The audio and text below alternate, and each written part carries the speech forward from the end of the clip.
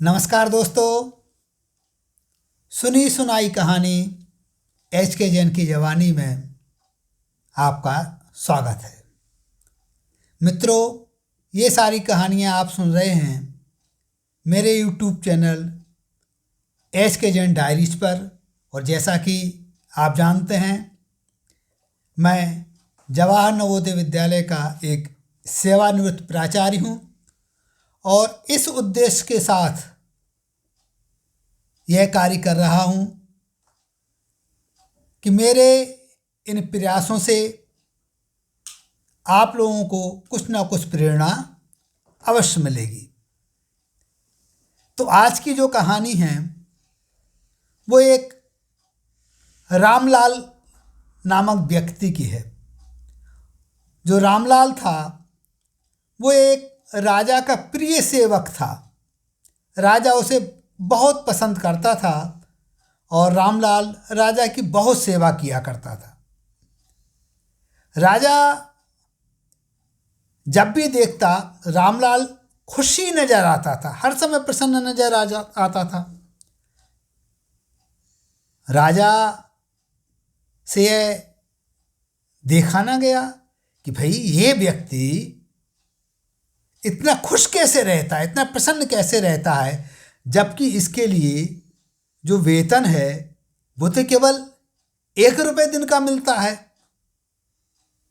अब जो है यह बात राजा ने अपने मंत्रियों से कही कि भाई हमारा ये जो सेवक है रामलाल, ये बहुत प्रसन्न रहता है, इसे कोई चिंता ही नहीं रहती है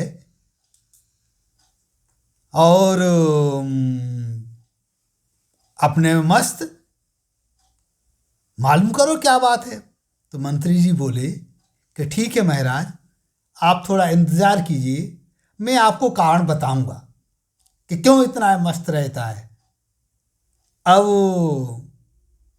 मंत्री ने क्या किया कि 99 रुपये की एक थैली ली और रात में रामलाल के दरवाजे के बाहर छोड़ करके आ गया। सुबह जैसे ही रामलाल जगा, दरवाजा खोला, देखा तो 1 रुपये की जगह उसे 99 रुपये दिखे कि अभी तो हमें 1 रुपये मिलता था, आज तो 99 रुपये चल करके दरवाजे पर आ गए हैं। वो अंदर गया, बहुत खुश हुआ, लेकिन खुशी के साथ साथ उसके मन में एक विचार कौंध गया कि 99 रुपये हैं, यदि मैं 1 रुपये और जोड़ लूं तो 100 रुपये मेरे पास हो जाएंगे। अभी तक क्या करता था रामलाल कि उसे जो 1 रुपये मिला करता था वो 1 रुपये में अब असली जिंदगी जीता था, मजे की जिंदगी जीता था, दोस्तों के साथ एंजॉय करता था। लेकिन अब उसके मन में आ गया कि भाई 1 रुपये हमें कैसे न कैसे बचाना है और 99 रुपये जो हमें मिल गए हैं भाग्य से, 100 रुपये हमें इनको करना है। अब उसका खर्चा तो 1 रुपये दिन का था। अब उसने क्या किया कि भाई थोड़ा बहुत तो बचत करना पड़ेगी। तो उसने थोड़ी थोड़ी बचत करना शुरू की। अब बचत करना अपनी जगह है, लेकिन बचत करने की चिंता अलग हो गई। अब वो चिंता उसके चेहरे पर दिखाई देने लगी। वक्त गुजरता जा रहा था, राजा भी ये सब देख रहा था। राजा ने कहा, रामलाल, मैं कुछ दिनों से देख रहा हूं कि तुम एक ऐसे व्यक्ति थे कि जो हर समय मस्त रहते थे, लेकिन आजकल तो तुम्हारे चेहरे की जो प्रसन्नता है वो धीरे धीरे गायब होती जा रही है, क्या बात है। रामलाल से भी रहा ना गया और उसने सारी घटना बता दी कि महाराज ऐसी ऐसी बात है कि मुझे 99 रुपये की एक थैली मिल गई।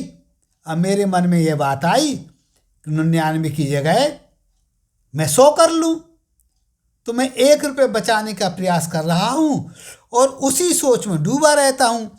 अब 1 रुपये जो मुझे मिलता है आप देते हैं, वो तो खर्च हो जाता है और मैं 100 रुपये कर नहीं पा रहा हूं। इस कारण से मेरे ऊपर थोड़ी चिंता दिखाई देने लगी है। राजा सारी बात को समझ गया।